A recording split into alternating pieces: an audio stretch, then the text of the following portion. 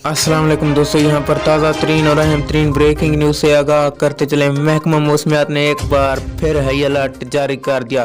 किन किन इलाकों में बारिशें होनी है और किन इलाकों में ज़्यादा बारिशें होनी है, मुकम्मल तफसीलात से आगाह करता चलूँ। लेकिन इससे पहले वीडियो को लाइक करके चैनल को सब्सक्राइब कर दें और बेल आइकन को इनेबल करना ना भूलें, ताकि इस तरह की खबरों का नोटिफिकेशन आपको बर वक्त मिलता रहे, आप रहें बाखबर।